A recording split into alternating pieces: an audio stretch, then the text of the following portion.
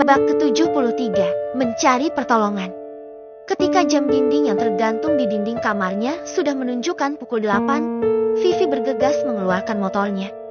Selama perjalanan menuju rumah Nathan, gadis itu berdoa dalam hati semoga usahanya itu membawa hasil. Betapa buruknya perilaku sang kakak selama ini. Ia tetap menyayangi saudara kandung satu-satunya itu. Assalamualaikum, apakah Kak Nathan ada? Bu, sapa Vivi pada Big Asi, yang saat itu kebetulan tengah menaburkan cuka pada luka yang menganga, lagi nyiramin kembang ting. Ada. Silakan masuk. Big Asi menaruh alat penyemprot yang ia pegang, lalu bergegas membukakan pagar untuk sang tamu. Vivi kembali menaiki motornya, lalu masuk ke halaman rumah Nathan. Maaf, namamu siapa? Enduk. Saya Vivi, Bu, adiknya Laura. Mata Big Asi membeliak mendengar nama Laura. Apalagi setelah gadis itu mengaku bahwa dia adalah adiknya. Romeo, Juliet, turun weh. Kalian dicariin satpol tuh. Teriak Big Asi memanggil Nathan dan Vanya. Romeo dan Juliet dengan kearifan lokal yang saat itu tengah kompak nyari kecoa di rambut pasangan masing-masing itu pun teronjak kaget. Soalnya teriakan Big Asi itu setara dengan segelas susu. Itu permen milky tadi. 7 biji toa aja masih kalah sama suara teriakannya Big Asi. Iya, Kajul. Abis ini kami turun. Vanya membalas teriakan Kajul dari bantul itu. Kamu ada janji sama seseorang? Nak. Enggak, yang mulia Baginda Ratu ubur-ubur. Yuk, turun. Nak. Kalik aja tamunya si uang kaget tuh. Mayan kan kalau dapat 10 juta. Bisa buat modal judi online. Judi melulu yang ada di otakmu tuh. Nathan menoyor pelan kepala sang ratu ubur-ubur. Sejurus kemudian. Hai, Vi, apa kabar? Nathan menyapa Vivi dengan ramah. Van, ini adik kandungnya Laura. Hai, Kak Vanya. Aku Vivi. Senang berkenalan denganmu, Kak. Vivi berinisiatif menjabat tangan Vanya terlebih dahulu. Adiknya cantik, ramah, lembut kayak ibu peri. Kakaknya mirip Falak. Bisik Vanya di telinga Nathan. Nathan hanya senyum-senyum saja. Ada perlu apa, Vi? Nathan menanyai gadis itu. Dengan terbata-bata, Vivi menjelaskan maksud kedatangannya. Semua yang ia tahu diceritakannya secara detail pada bekas pacar kakaknya itu. Termasuk kode yang ia kirim padanya lewat buku cerita yang berjudul 10 Orang Siberia itu. Kamu beneran gak punya buku yang dimaksud kakakmu itu? Vi? Cecar Nathan kemudian. Enggak. Kak Laura itu gak hobi baca.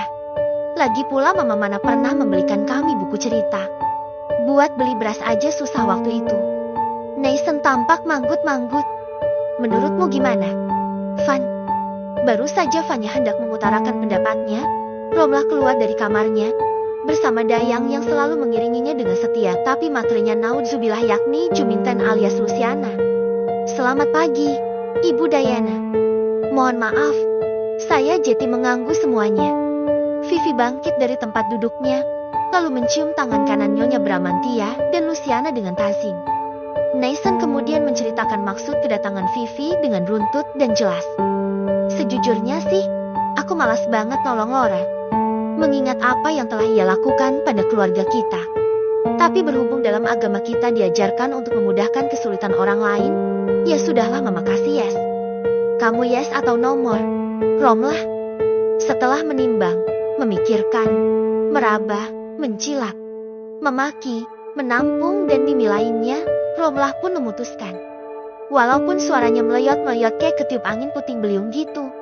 Ya udahlah aku kasih yes buat Vivi. Big Asi, kasih yes atau no more? Menurut Bibik sih, penampilannya dah oke banget lah malam ini. Outfit sama makeupnya blend banget. So far, semua oke. Aku kasih yes buat dia. Giliranmu, Nak. Nathan tergeragak. Tanpa banyak cincong endebre hahaha kayak Kunti, aku kasih yes deh buat Vivi. 1 yes terakhir dariku. Vivi, selamat. Kamu berhak maju ke semifinal untuk memperebutkan hadiah sebuah rumah mewah yang dikemas dalam kemasan brosur. Vivi. Vanya menyalami Vivi dengan heboh. Vivi hanya melongo kayak kebo dwe bojoloro. Ayo pada mikir, gimana nih cara kita menolong Laura? Nathan mengajak seluruh kru untuk mengamalkan sila keempat Pancasila, yakni melaksanakan musyawarah untuk mufakat. Baiklah, saatnya aku menghubungi Brian Mills dengan kearifan lokal, yang tak lain tak bukan adalah papaku sendiri, untuk menghandle masalah ini. Ucap Vanya dengan tegas. Semuanya bersorak-sorai sambil menyanyikan lagu Haimi Partai. Tapi Bung, ya udah, cepetan sana, Van, telepon papamu. Perintah Nyonya Bramantia kemudian. Baiklah, Ibu Suri. Vanya bergegas menaiki tangga dengan langkah-langkah lebar. Masuk ke kamarnya lalu mengambil ponselnya. Sekembalinya di ruang tengah, Vanya menelepon papanya di Bali. Hai Pa, tumben telepon. Ada yang bisa kubanting? Kebalik, Van. Yang nelpon tuh kamu? Papa yang harusnya nanya. Ada apa nelpon Papa? Oh iya, Pa, aku mau minta tolong. Ada seseorang yang perlu diselamatkan jiwanya. Pa, ya, walaupun dia jahatnya gak ketulungan, tapi kasihan juga lah Pa, sebagai sesama perempuan. Aku gak tega. Laura maksudmu? Kok Papa tahu sih? Papa semakin sakti kayak limbat deh sekarang. Kenapa harus ditolong? Biarin aja dia memetik karmanya, biar kapok. Gak boleh gitu. Pa, barang siapa memudahkan kesulitan orang lain, maka Allah akan memudahkan urusan kita di dunia dan di akhirat. Dulu guru IPS ku bilang gitu. Pa, Kid, Papa bangga padamu, karena kamu bukan orang yang pendendam. Oke, kirimkan data-datanya dan nomor yang bisa Papa tanya-tanyain. Besok Papa akan turunkan anak buah. Ulu, keren banget. Papanya siapa sih ini? Hahaha, udah ya. Sayang, Papa tutup teleponnya. Salam untuk keluarga Kurawa ya, Van. Oke, Pa, I love you. Muah. Begitu Vanya menutup teleponnya, Vivi dan semua hadirin dan hadirat, muslimin dan muslimat yang dirahmati Allah pun mendesah lega. Mereka pun menyanyikan lagu Mars PKK, karena Mars Partai sudah diputar tiap hari di beberapa channel televisi secara masif, apalagi pas menjelang pemilu. Terima kasih banyak, Kak Vanya, Kak Nathan, Tante semua, atas bantuannya. Saya memohonkan maaf atas semua kesalahan kakak saya. Ucap Vivi sambil berlinangan dosa air mata ding. Kalau yang berlinangan dosa itu penulisnya. Setelah itu, Vivi pun berpamitan pulang. Sebelum pulang, ia tadi sudah memberikan informasi penting tentang lelaki yang menyewa kakaknya itu Edward. Vivi juga meninggalkan nomor Galang sebagai referensi. Tanah yang buat menciptakan Laura itu kayaknya kecampur sama tanah sengketa deh. Makanya dia demen cari-cari perkara melulu. Komentar Luciana tentang Laura. Kalau Nathan tanahnya tercampur sama tanah kuburan, makanya muka dia angker terus. Imbu Vanya kemudian. Kalau Juminten tanahnya nggak kecampur, tapi dia dititisi Datuk Maringgi. Makanya pelitnya naudzubillah. Mana perhitungan banget dia. Apa-apa nggak mau rugi.